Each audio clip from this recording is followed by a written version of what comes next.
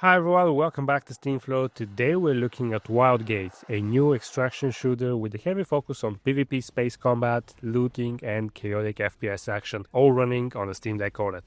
Now I've been playing the game since launch and I wanted to break down exactly how it performs, what settings you need and whether it's worth playing on the deck if you're into team-based shooters. So without further ado, let's jump right in. So Wildgate is basically a PvP-focused extraction shooter where you control a spaceship with a full crew. You can scan for loot, fire ship-mounted weapons, power through hazards, and when the fighting starts, you can board enemy ships and go full FPS.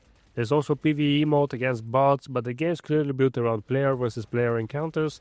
It's hectic, it's fast, and it works best when you have a squad that communicates.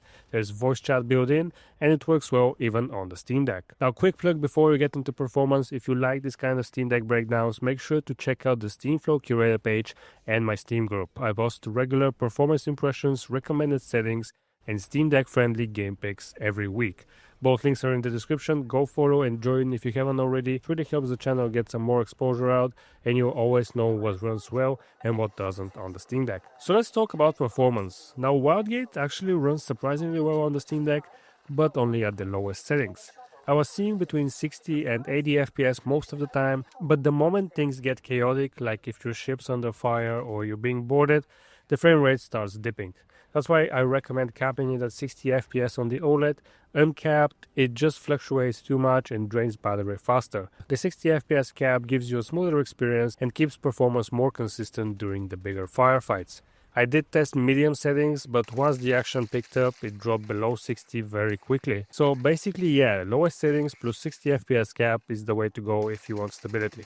At those settings, I was getting around 2 to 2.5 hours of battery life on the OLED. That's pretty standard for an online FPS that came out in 2025. There weren't any major stutter, crashes, or any issues with the online part of the game. I just stayed connected and fine during every session that I tried. Not sure if the game utilizes any sort of anti-cheat, but that just isn't an issue on the Steam Deck. Now, controls are pretty solid. The game offers full controller support out of the box, and most of it feels fine. My only complaint is that some of the navigational buttons, specifically those tied to boosting or moving around, are tied to the D-pad, which can be a little bit awkward when you try to move with the left stick and use those that are tied to the D-pad. But aside from that, it's totally playable. Now the game has an FPS aspect to it, and there is some built-in aim assist too, which helps a lot during FPS combat. Now Wildgate is clearly meant to be played with friends. If you're playing with randoms who don't use voice chat, it can feel very disjointed, but with a good crew, the game really shines, especially with the mix of ship strategy and FPS action.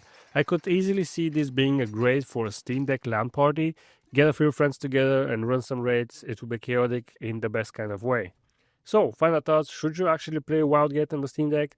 If you're into space combat, extraction shooters, and team-based PvP, absolutely. It runs well enough, the controls are solid, and the 60 FPS cap keeps things smooth enough.